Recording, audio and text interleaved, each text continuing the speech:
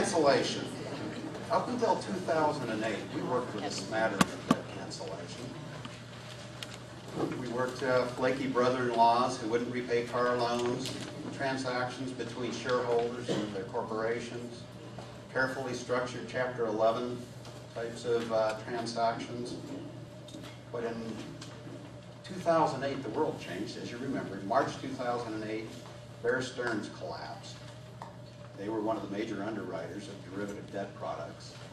The chill started, and we started seeing things go a little sideways. We woke up one Monday morning in September, and found out that Merrill Lynch was dangling over the abyss, hanging by a string tied to a rotten stick. Bank of America bailed them out, but the floodgates were open.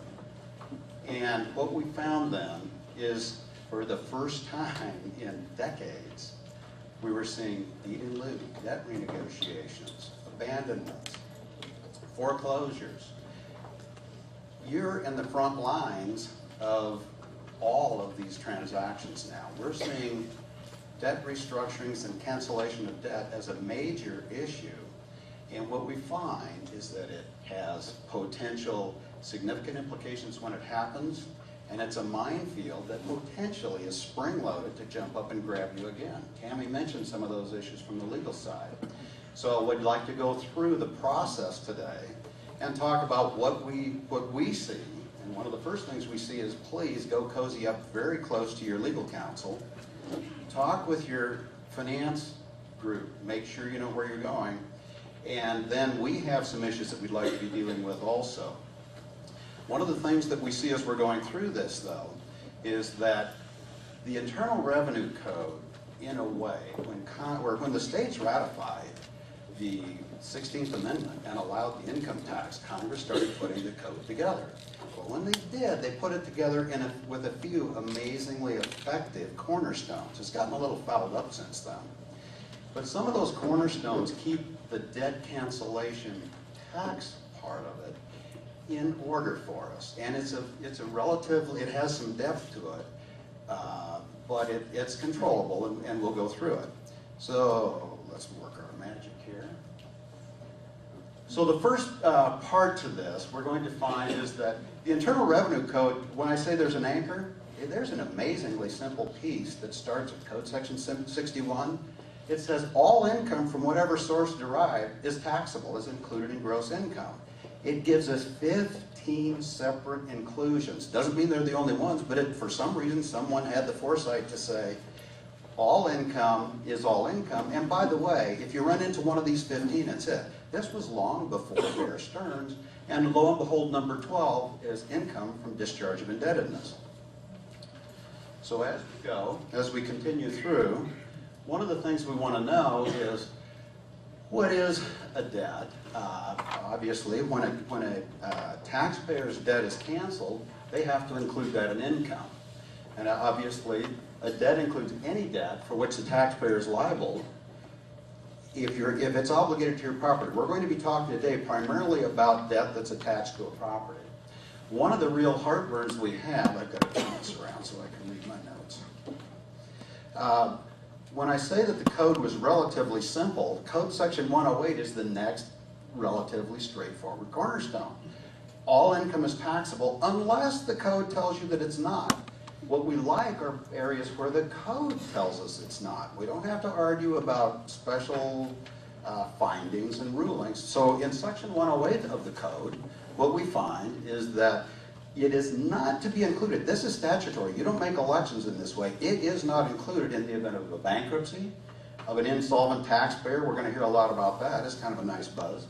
We have qualified farm debt. We're not going to worry about that. Qualified real property business debt. We're not going to talk about that. But if you have debt related to investment, especially rental property, commercial property, you want to be looking at the potential for some of this qualified real property debt.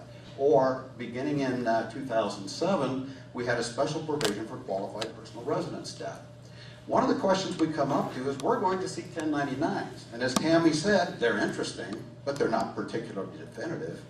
you're going to see a section in a 1099-C, cancellation of debt, that provides for the amount of interest that's discharged. Is it taxable? Well, there's a general rule. If that interest would have been deductible by the taxpayer, for instance, if your interest on a home mortgage would be deductible, it's not includable as debt discharge.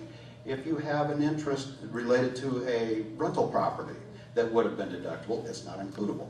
On the other hand, if someone is discharged of credit card debt that includes interest, that's includable in income because you would not have had a deduction for it. Now, Tammy loves the terms of, we live in the world of recourse and non-recourse debt because that's what the code wants to talk to us about.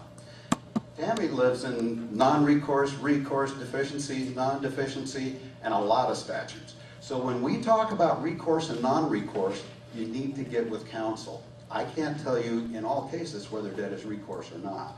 However, in general terms, if you are discharged of non-recourse debt, if a taxpayer is discharged of non-recourse debt, it does not give way to debt discharge income because the remedy is the property, not you personally. So non-recourse debt is not cancellation income. However, now we're not going to spend a lot of time because there's not a great deal of this. If property is transferred because of a foreclosure on non-recourse debt, it's as if the property was sold for the total amount of the debt. So, well, we'll have some examples and we'll go through. Recourse debt. If you're personally liable, generally it's going to be a personal guarantee, that is recourse debt. And if that debt is forgiven, it creates personal income. There's an income inclusion. Now what we find, you're going to see most of the transactions you're looking at are going to have two components to them.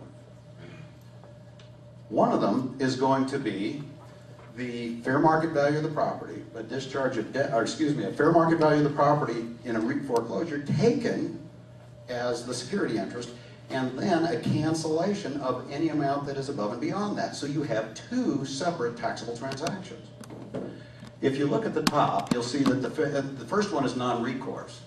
Fair market value of property is, say in this case, 60% of what the debt is.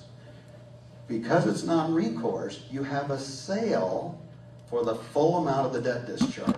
That's a reportable gain or loss on that transaction. Same piece of property, same amount of debt, but it's a recourse debt. You now have two separate kinds of income. It's as if you sold the property, the fair market value of the property discharged a part of the debt, and then there's an ordinary debt cancellation income. That becomes very interesting. Well, I'm an accountant, so some things interest me that might not you. But it becomes very intriguing from a planning standpoint. Because what happens, I will tell you this, and we'll say it 5 times before we're finished. 1099s are interesting, they're not necessarily definitive. You're going to see an indication of fair market value on a 1099. When you go through this drill at the bottom, whether you have ordinary income or capital gain income, whether you have the type of loss, may be affected in where you take that loss, by the way, may be affected by the fair market value of the property. So at least for your clients, critique the fair market value that's on that. I'm not saying you can do a lot about it, we'll talk a little more about it later, but don't just roll over and accept any fair market value that hits those